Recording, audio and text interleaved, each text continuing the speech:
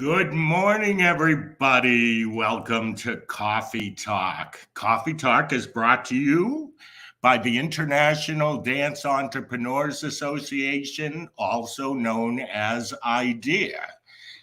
We are an organization of dance studio owners, and we'd love for you to check out more about us at ideadance.org. So, Coffee Talk is for dance studio owners, dance teachers, and people who have a passion for the art of dance. I'm really excited to do today's show because we're going to get up close and personal with our special guest. Her name is Ashley Canturna. She is a teacher. I call her a master teacher, a dancer, and as of today, she opens her brand new studio, and I wrote down the name of it. It's the Artistic Movement Academy in Glen Burnie, Maryland. We will bring her on in a moment. I want to share with you some thoughts, concepts as we begin this new year. Share this with you. I don't know if you all can see that, so I made it so that I could read it to you. We're starting a new season. We are coming out of a really stress-filled couple of years, some insecurity during that time, unknown how things were going to turn out. And here we are a couple of years later, and it almost feels like a normal beginning to a season. But there's something that I'd like to see us think about as we begin this, what I'll call new horizon for dance education. And that is, during the pandemic, I feel like what we learned was that more important to our clientele, even if we didn't know it prior, was they stuck with us if they felt like they belonged to something, like they were loyal to this dance community. And so were their children. Their children wouldn't give it up because they felt a real connection. So I want to read this to you, and then I'll have a couple more comments. It's hard as it is for dance teachers to understand, good training is not always at the forefront of parents' minds. What can be just as important or even more so to parents is having their children feel like they belong to something special. So what does that mean to me? That means that we love every student equally. The ones who are exceptional and accelerate and do really well dancing and performing and competing. But that also goes for the once-a-week recreational kid. It goes for every little soul who flows through our studio. The thing that I believe in the most is we may not be able to make everybody a great dancer, but we can make everybody love dance. And that's done through acceptance of who everybody is and acceptance of what their abilities are. When you bring dance into a child's life, you are bringing the chance to lose themselves in music, the movement, all of this really cool stuff. And regardless of skill level, regardless of age, they can all learn that and feel that. So as you're launching this season, think about how grateful you are for every child that flows through the studio. And if you're a studio owner, do your best to make sure that your faculty understands this philosophy. I think it is the key to future success in our business. All righty then. I am going to run a commercial here for the Soul Dancer Conference, which is a brand new event that will be taking place next July. Actually, it's August 2 to 5. We did it this past year, and it was really kind of groundbreaking. I'm so proud of this. And here's a little inside peek as to what the Soul Dancer Conference is all about. Following this commercial, I'll be back with Ashley Canturna Hardy.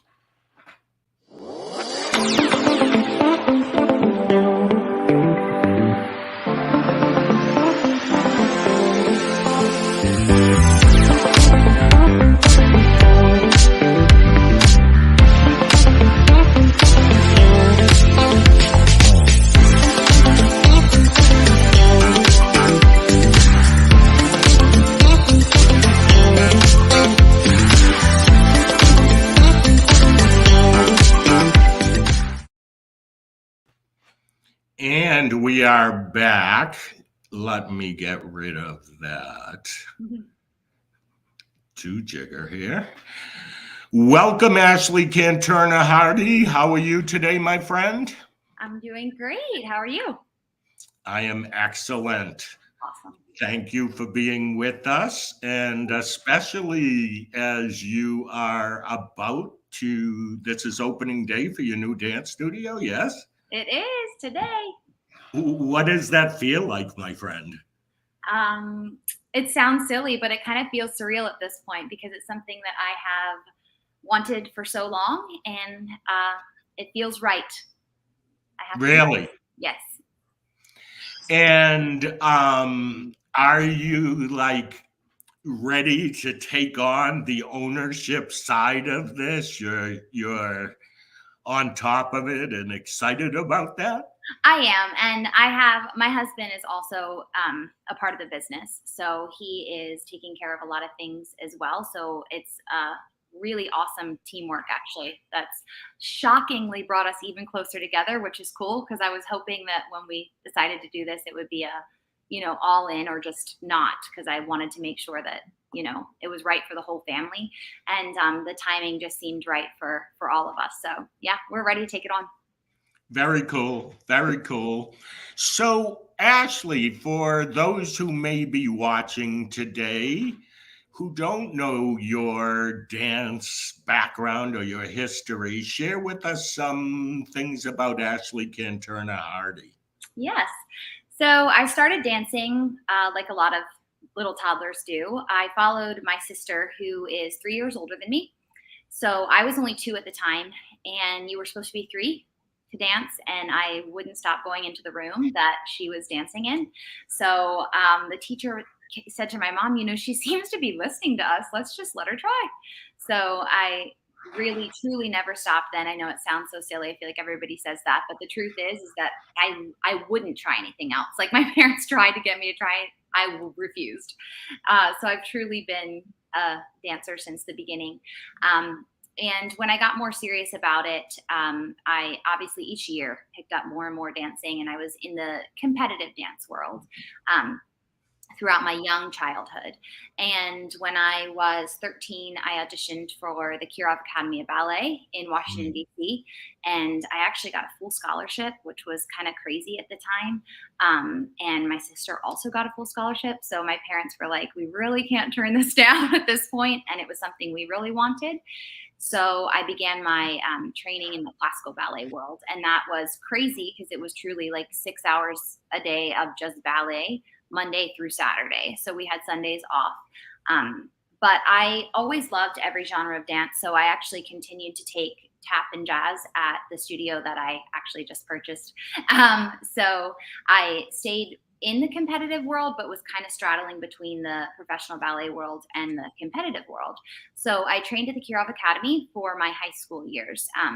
Actually 9th, 10th, and 11th grade. So my senior year, I didn't finish out there for reasons that we'll get into today, I'm sure.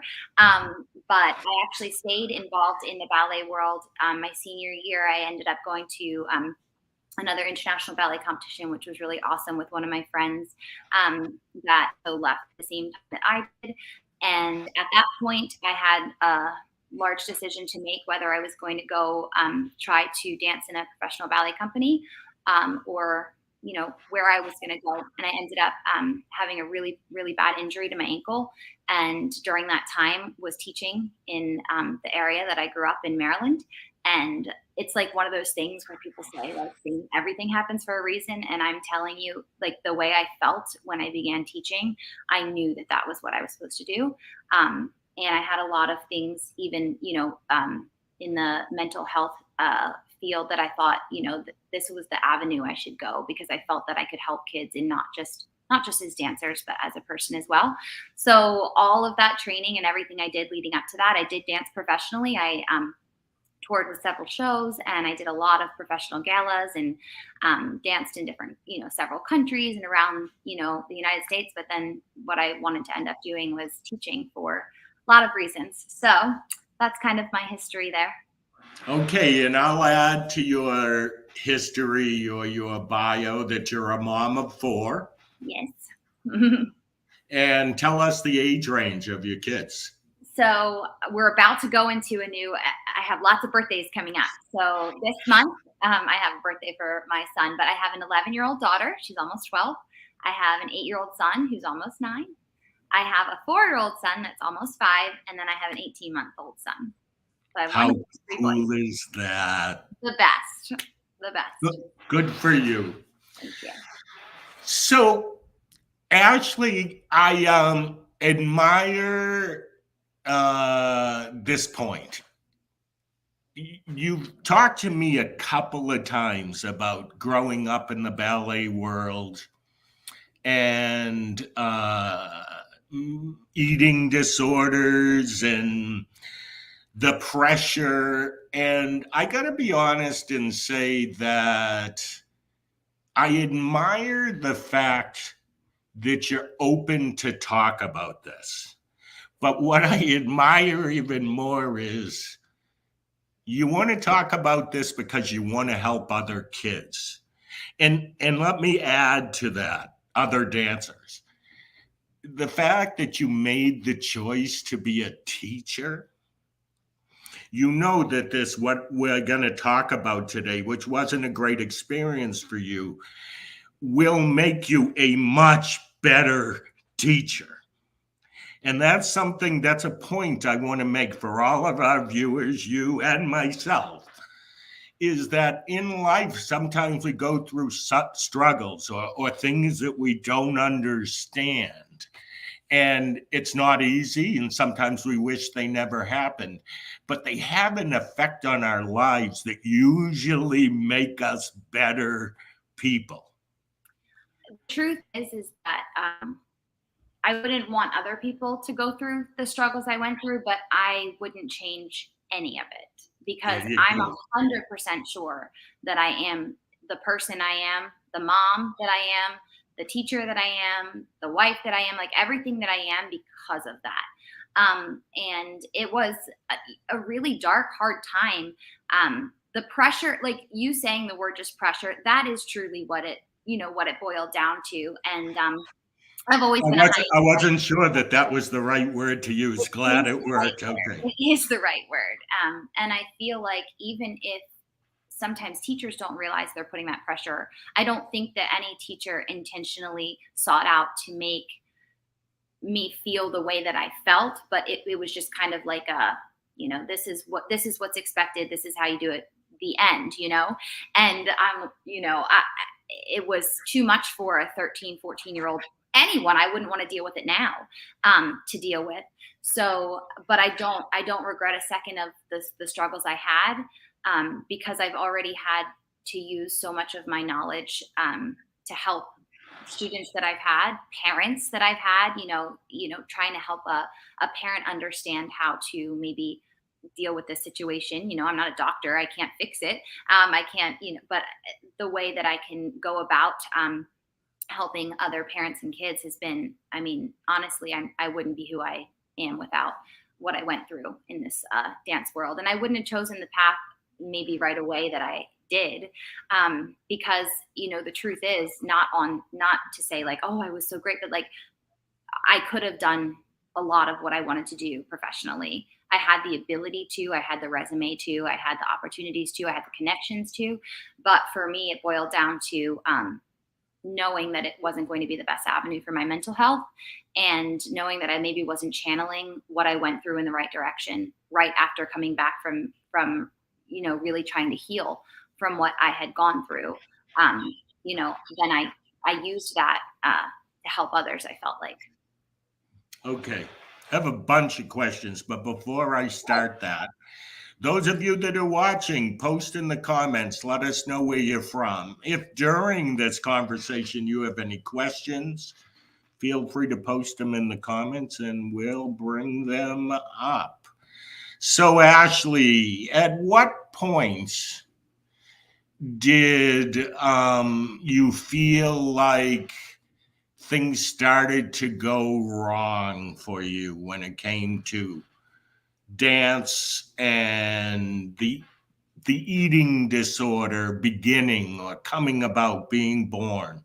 Yeah. So honestly, it's such a for me at least, it's a very naive, and you don't realize what's happening as it's happening, and it starts really slow. And but for me, where it started to be a problem was all, and I really focus on this when I'm teaching my kids.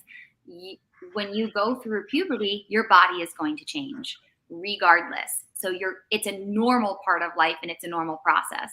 And the teachers that I was with in the school that I was with at the time didn't want that to happen to anybody, right? They wanted to slow that process down and make sure that we all stayed looking like we were 10 forever. And it's not possible.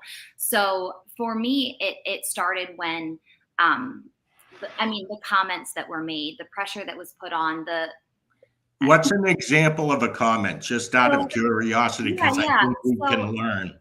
So when I'll start out by saying when I started there, I was only 13. I was super, super tiny, naturally tiny, active. Um, hadn't gone through any of those changes yet.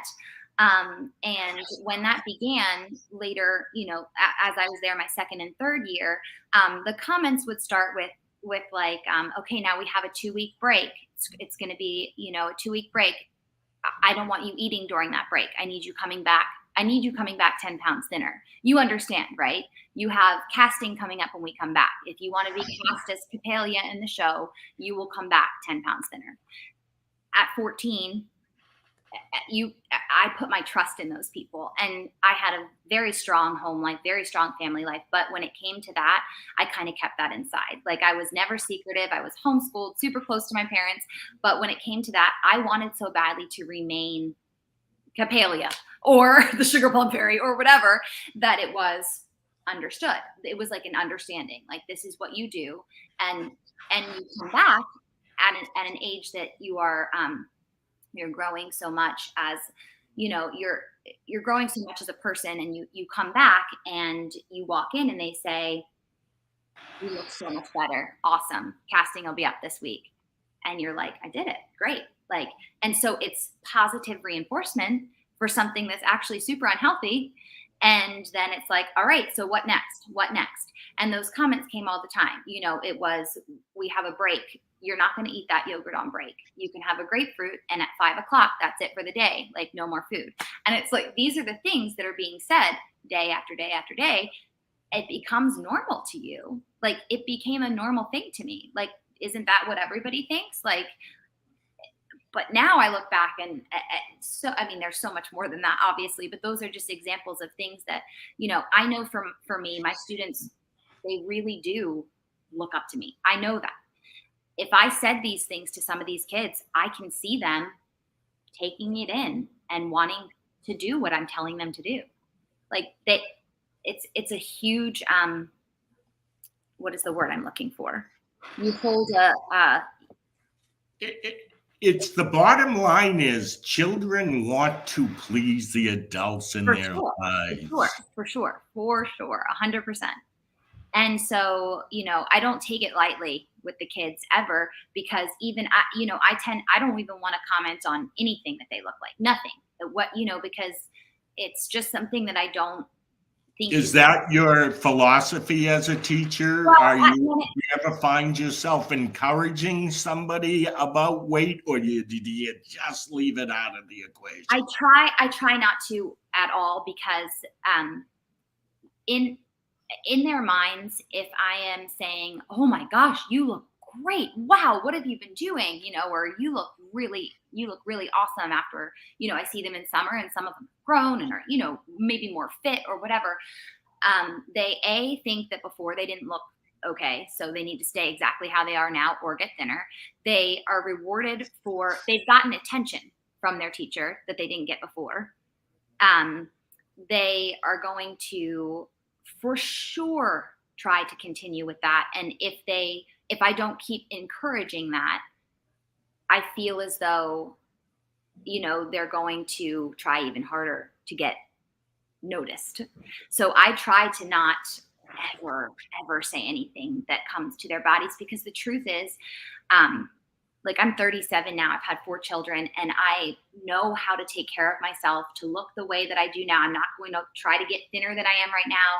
Probably won't gain a lot of weight right now based upon I'm running after 4 children and whatever. But it's just kind of like a healthy pattern that I can just stay how I am, right? When you're that age, you are not. You are going to fluctuate all over the place. Your hormones are going crazy. Your body's, there's so many. You do tend to eat a lot more junk with your friends when you are 14. Like, it's just, you go to a sleepover and you eat pints of ice cream. That's normal, in my opinion. I don't. It's a normal part of life. So I don't want to comment either way, because it's going to change so often for them, and they're going to feel that themselves already. They don't need somebody else commenting on it. Like, they're looking at themselves in leotard and tights every day, which is a whole nother issue. But So take us now to the next level of this for you. How old were you when you said, okay, I got an issue, or someone discovered this yeah, I issue? didn't want to acknowledge the issue, because I wanted to finish my senior year out at school. I was being praised left and right. I was getting opportunities to perform professionally. I was, I was getting a full ride to go compete in international competitions. I mean, things were going great for me artistically. So I was not a kind human when my parents were like, we've got an issue going on for sure here. Like, clearly there's an issue going on here. You're not going back to the school. You're going to go get help. You will never dance another day in your life if you don't, because your health's more important than you trying to become this, superstar. So I was about 16 when I personally hit rock bottom. And I won Miss Dance of America that year. I, had a lot of great stuff happening, but I was really struggling with. So wait, so I understand. It was the year that you were Miss Dance of America. That was the year this all kind Well, of. I was still struggling at that point.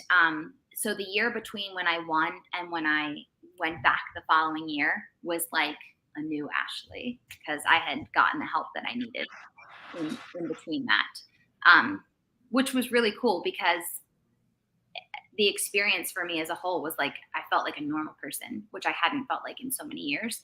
And it was a longer process than that. And it's something that I live with literally every day. I mean, I had to revisit it when I got pregnant with my kids, because your body changes so much. And my first pregnancy was really difficult for me, just to come to grips with that. And by my 4th pregnancy, I was like, I'm a rock star. Look at me. Like, this is awesome. Like, my whole mindset, has changed so much.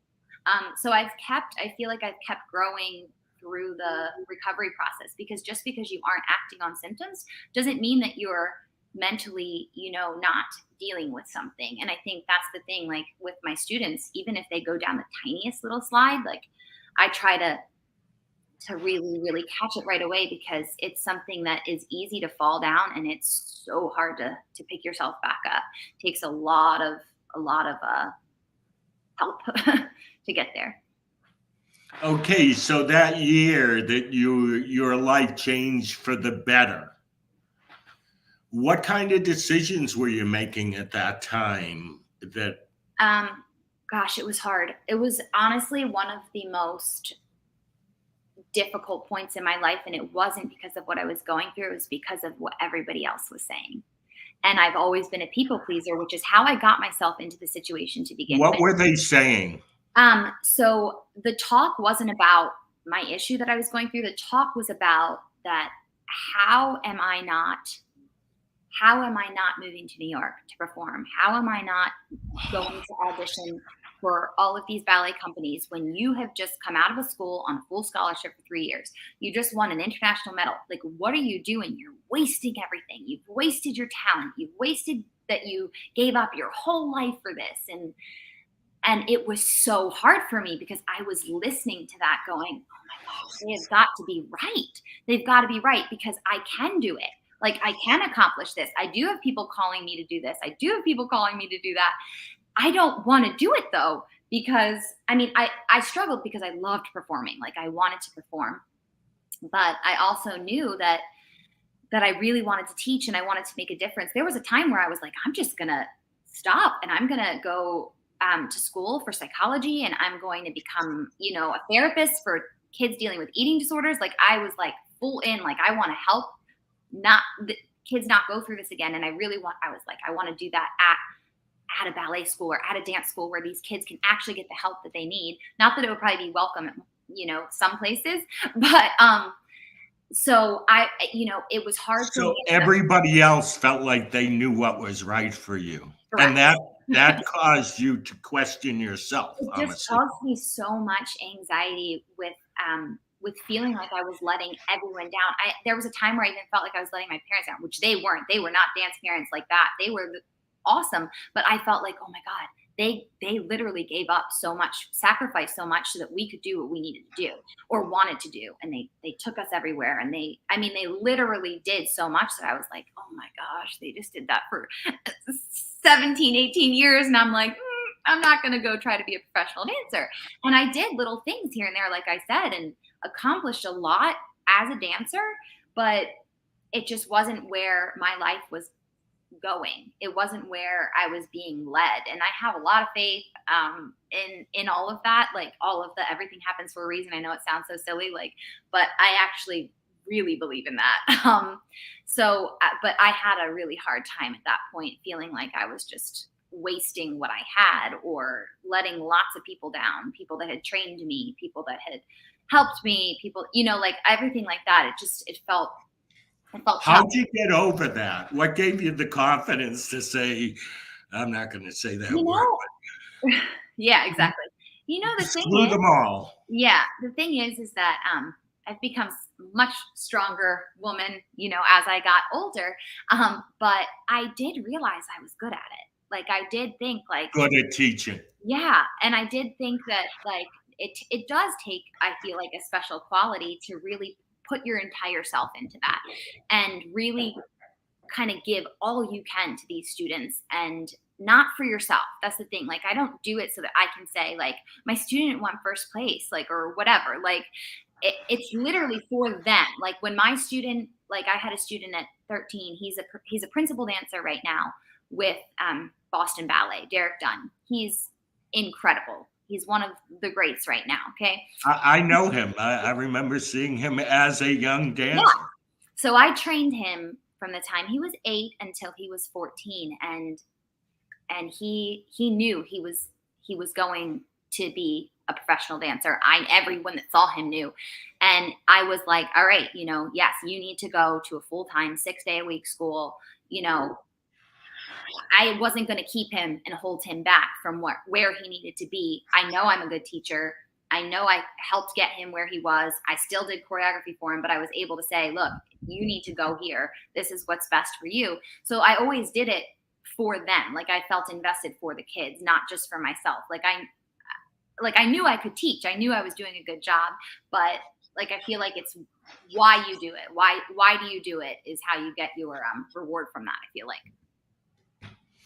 So, Ashley, as teachers and studio owners that are viewing this broadcast, what's some of the language that you would suggest? I know we touched on it a little, and weight is something you don't bring up, but what are some of the cautions that you would give us as teachers when it comes to the language that we use with our kids? So I think that I think something that I've tried to use, and I know that like some kids, like it's frowned upon with some people because they don't like the word strong, but I do talk to my kids about fueling themselves to be strong and to have strong bodies. And I don't talk about it in a way that it's like, I never talk about like thin, skinny, whatever. I don't even call people like athletic bodies because it's like a little bit, they take it like, oh, they take offense. Like they're like gym. I'm like, I think gymnasts have beautiful bodies. They're strong as they can be. Like that's what they're supposed to look like, whatever. But they, I tend to talk about how they have, they need to fuel themselves to have strong bodies. I do encourage them. I don't say like, you need to eat healthy or I say things like, you need to find, like if they say to me, Miss Ashley, like I'm really tired all the time. And I'll say, you need to find foods that are going to fuel you in a positive way. And you need to drink more water and you need to, like I do say things like that, but I also bring them munchkins from Dunkin' Donuts on Saturday mornings when we're going to have rehearsals because I think that they need to have a normal balance because if not, I've had kids go one way and like have the binge problem. I've had that and I've had to deal with that with parents and the students and try to help them with that. And I've had kids that restrict and don't eat anything, So, I try to have that balance and I tell them to have, if they ask me, because I've had kids ask me before, I'm very honest about what I went through because I think by me hiding it, then they're going to then people think that what you're supposed to do is hide it. That's what you're supposed to do and just go through it by yourself and, or be embarrassed. I'm so tired of people being embarrassed for having normal issues that arise in life, that you're not educated enough. Kids are not educated enough about eating disorders. Parents aren't educated enough about eating disorders because you don't have to have such a horrible disorder that you're hospitalized to have a problem that needs help. So, you can have disordered eating that's maybe not to the degree of, like I said, inpatient help, but that can lead to something bigger or lead to a child then talking to another child and then they all kind of get in it together. I mean, there's a lot that can happen there. I kind of just got off on a tangent. I don't even know what we were talking about. No, it's okay. Binge eating, anorexia, bulimia. Tell us a little about each. And I'm assuming binge eating is a part of both. Am I right? It is, and I think that a lot of that becomes, I didn't ever have that issue, but a lot of that comes from kids that are trying to restrict so much that eventually that's what happens. Then they feel so bad about themselves that they do end up purging because they feel so bad about themselves. So it kind of like becomes, and then if they start restricting again, they realize, oh, it's okay because I'll restrict for 4 days, then I'll eat whatever I want, literally whatever I want, and then I'll get rid. I mean, it's a cycle. It's a vicious cycle that honestly is very innocent when started. It's not some crazy disease, like crazy people, it's not what it is, it's very innocent that it starts. But it quickly, becomes an issue that one thing starts on top of the next. And, with restricting, I tell my students personally, if I ever see them, like they have those apps that are like the Lose It apps or whatever, and it's like you count every calorie you eat in the day, and then if you get this, I'm not saying it doesn't work for some people that are really on top of, I don't mean it like that, but I'm talking about these growing minds. Then they see that, okay, I had 1,200 calories today, and then tomorrow I'm going to shoot for 1,100 calories. And eventually they've shot for, now I'm only going to eat 800 calories a day. that's considered anorexia at that point. But then it just becomes that they're trying to beat themselves out. So I really discourage any sort of like counting and counting and counting, because it just becomes a mental thing and a slippery slope that they don't even realize. That's how it started for me, because I was keeping track of every blessed thing and seeing, where can you cut this? Where can you cut this? And, and then you cut it, you lose 5 pounds, your teacher's telling you, you're the greatest thing in the whole wide world. You're 14 and you're like, awesome, I'm doing it. You don't even realize you have a problem. Like, at first I didn't think I had a problem at all. Like, I didn't think there was any problem. And we were weighed weekly, monthly. We were weighed all the time. Do you see this comment? Yes. I want to say, it just says Facebook user there, but I want to say to you, that was the way a studio was before we knew what was right.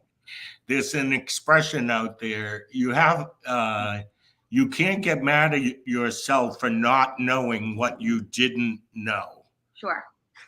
And I grew up in this too, meaning I've been in studios where people made, not the boys. Of course. Of course. So there was a slam right there. But the girls weigh in before rehearsal, once a month. You kept track of it. It was, at one time, believed it would be an incentive, I guess. Sure. Right? And I don't blame them. Like, I don't blame that. I see it now as, I can't believe that all of the things that were a thing. But my biggest issue I have is that it hasn't evolved enough in a lot of places. Not everywhere. I cannot say that I haven't seen a change, but there are a lot of places where, for me, it's extremely disappointing that things have not come further. I'm 37 now. That was 20 years ago. And there are still a lot of places that are exactly like that, and training exactly like that. And the excuse is, that's just the culture of it, or and it's like, I'm not buying it. It needs to change. And what is the problem with someone looking healthy? Healthy? It shouldn't be a bad word to say someone looks healthy. People hate when you say you look healthy, right? They're like, oh, that's not good. I want to look thin, you tell a dancer that and they're upset, but what is the problem? Is that offensive to the audience? It's so upsetting, because I look back at what I looked like at the time that I was getting those comments. I look back and I'm like, I was like this big. What was happening? But I didn't believe it, and I didn't see it. I couldn't even see it. So it's wow. Yeah. So interesting, and you're so honest. So what should we as teachers, studio owners, be looking for signs that somebody in our class is struggling, whether or not we're responsible? Because we're talking about this from a ballet or dancer's perspective. The competitive dance world is actually, I'm going to give props, way better at dealing with these things, I feel like, and not promoting it. I feel like the inclusion of all sizes and everything has been super awesome in this world. So it's almost like I'm maybe talking to the wrong people, I don't know, but it's a good thing to be able to see. So for me, when I'm looking at my students, if anybody's looking at their students, owners, teachers, the way that they look at themselves in the mirror, you can see it. Like, I can see my students they can't even focus in class because they're so worried about what they look like. I mean, that's sign number one for sure.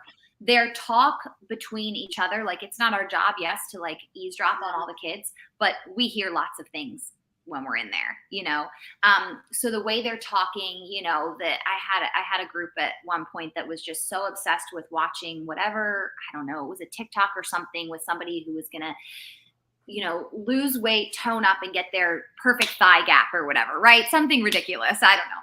But the kids started to become obsessive with it, because I think that's the thing. If you have that kind of personality too, you can become obsessive with things quickly. So I step in there right away. I'm very, very hyper when it comes to that stuff, because I don't want to see anybody go down that path, like I said, because it's so quick. But the first thing I do, if I notice any real body change, I just had it happen, where I noticed a student come back from summer way smaller than they were 6 weeks prior. It's too fast. It's too fast for a teenage body to lose that much weight. Immediately, I talk to the mom. Immediately.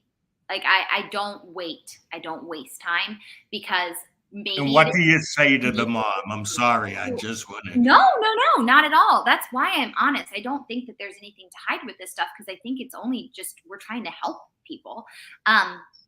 But I just simply said I noticed that she had lost a lot of weight from the last time I saw her.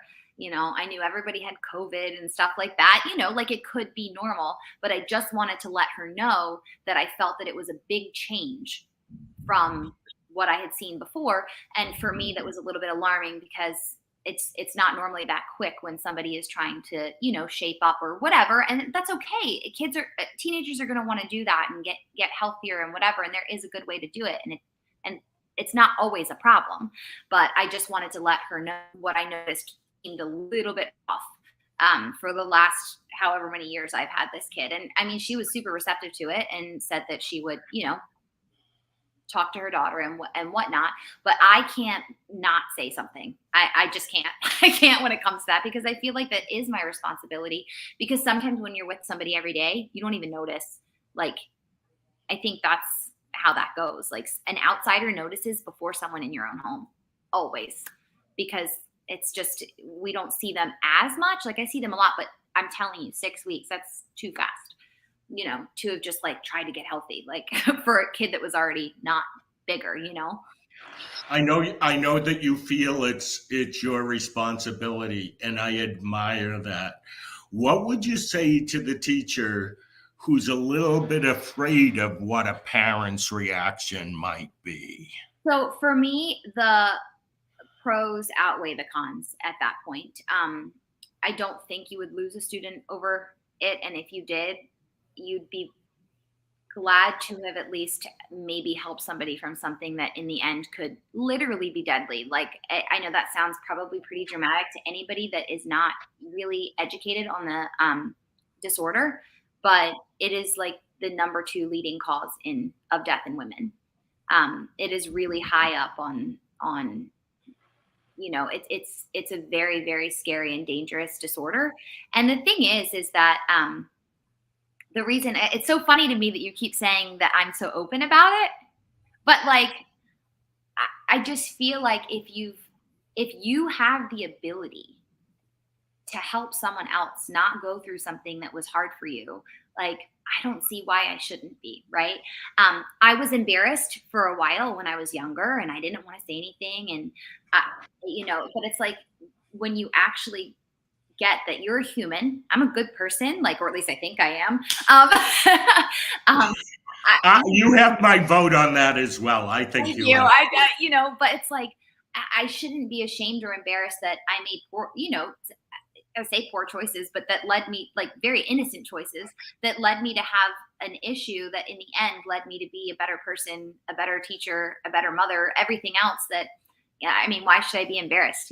So it's something that I think people need to be so much more educated on. And in our field, we need to be educated on this, because it's something that is going to happen more often in our field than a lot of other fields. And a lot of times you'll find out that these people were going through things you never knew. I was never a complete stick figure, even when I was sick. I mean, I was really small, but I wasn't like, you wouldn't look at me and go, whoa, she's really sick. You know what I'm saying? So like, there are like people that go through things that you don't even know. So if we are educated on it and are maybe planting some seeds throughout their life, throughout their week, that might help them seek out help, or might help them feel like they can come talk to me. That's what I want. That's why if you're open, people will come to you. And I've had students come to me and say, Miss Ashley, I need to talk to you. I'm really struggling with this. And it's like, I feel like at that point I've made it. Tell me about what you're excited about, not the first place win, but something like that actually affects a human being. So that's kind of, why I'm glad that I, went through some of that. You don't realize when you're saying, well, when I'm praising you for being so open, more people, and this may be different now, I believe would be embarrassed to discuss it because it's perceived even in their own mind because of society as some sort of a weakness. Yes. Yes. When in reality, it's like, okay, this may have been one of my weaknesses in my life, but I am 10 times stronger now. Yes. And for me, a lot of it did come from I was really, and I don't, this is what I'm less proud of this than anything else, a people pleaser, because that's not a good quality to have often. I laugh because I do it too, but I Right? am getting better. I Yes. am getting And better. so really, I just wanted to be perfect. Right. And that's the thing though, because I could do all the steps they wanted me to do in the world. Everything and anything they asked me to do, I was able to produce for them back then, but I had to make sure I looked the way, whatever. So I was trying to be that. But, at the same time, to be, you know, like I said, to be embarrassed of that would be so silly because it, sorry. No worries. I don't even remember what I was saying, but, To be embarrassed about it. yeah, it's, it is a society issue. It's ridiculous, really, I think, because, everyone falls. Everyone falls. It's a different fall for everyone, but everyone falls. Everyone falls, Everyone. and we can't pretend that That's we that's have never where I fallen. was going. That's it. You got it. That's where I was going. To pretend like life is perfect all the time, because you said something to me once that I understood and appreciated, that you said, "Gosh, your life just looked so perfect," and I'm like, "Sure, right?" Like we didn't have social media growing up, right? So Right. it was like, yeah, every time you saw me, it went great, and it was. And that's not fake. A really supportive, wonderful family, all of that. But like, the only reason I wouldn't say anything is to try to protect that perfection, and I don't need to do that. No, you don't. And wait, I'm going to take you back because you notice when you brought up Miss Dance and said that that was the year that you were dealing with all of this and getting yourself some help and moving forward. I remember that year, and there was zero appearance. Sure. Okay, Right. because I was involved with Dance Masters of Right. America. I may have been the president, I can't remember. Yeah, it was New York But City. by all appearances, the Can Turners Mhm. were an example of what all families should be. Sure. And my mom was like really helping me through it at that time. Like it was not like a secretive thing in our family. Like we were trying to help. I had a really rough eating disorder, and it had been going on for a bit at that. I don't like to say like, oh, because of ballet school. It's not, but those were those years that I was there, and unfortunately, I can tell you a lot of people were going through the exact same thing where I was, and it was known, but it wasn't talked about. It was kind of like, you know, it just makes me sad because so many people were going through the same exact thing I was, but I was definitely lucky to have the support and help I needed to move forward. Because if I had just kind of like kept myself in that little bubble, I don't think that things would have gone the way that they did. Because you're putting teenagers with teenagers that are all trying to get to the same place. Everybody's trying to become this principal dancer, and you're just, it is a hard, it sounds so silly because you're like a young teenager dancing all day, every day. It's a hard, hard, hard life at that point. It really was. Wow. A lot of hard Okay. life. I know that you like to inspire others. I have a comment here that's one of the longest that anyone's ever posted, but it's also so authentic. I'm going to pop it up here. It's probably going to cover our faces, but I just want to bring it up. Hang on. So you've inspired someone. This is Julie Willis Moore. I taught with my teacher from age 12. I knew this was my calling. I went on my own at age 18, and from 18 to 35, I had several surgeries, not knowing the pain meds were making me addicted to them. Needless to say, I lost my studios because of my addiction. I now have been clean and sober 10 plus years, opened a studio 7 years ago, and I totally understand what Ashley is saying. Going through addiction made me the person I am today. I teach 17 classes a week and 125 students a week. How cool is that? That is amazing. That is amazing. And if more people Um, say that again, I interrupted. No, I said in something to be very proud of. Yes, and being authentic about our struggles with others inspires others. Whereas if we try to give the impression of perfection, you're not really going to be able to pass on that much knowledge. And eventually you kind of break at that point too. Like if you're just kind of trying to constantly be that, like it's not reality. And I think that's where it was only just a few years ago that I became very like open about all of that. And it was very, very freeing. And I think that it has actually helped people. I've had other studio owners contact me and say, I really think that I think that somebody at my studio is really having a problem with this. Would you mind, talking to them? And I got to have a really nice conversation with a sweet girl from another studio in March at our event. And girl just broke down crying, and she talked to me, and I talked to her for a long time. And it was one of those moments where I felt like if I had not been that or done that, that whole interaction wouldn't have happened. So I felt like, again, it was something that was important to share. I haven't gone there with my own, who's going to be 12, my own daughter. She's going to be 12. But the way I've raised her is 100% based off of what I wanted at least to share, with her growing up, with her dance. And how lucky is she that her mom knows this? I'm glad, I have to say. I'm glad. I'm so glad you are so open and ready to discuss this. We're going to continue on this discussion as time goes on, my friend. For sure. And know that I'm proud of you, having watched you grow up from that teenage time to where you are right now. Thank you. I appreciate it. It's definitely been a cool journey, and working with you has been the highlight. I am not going to lie. It has.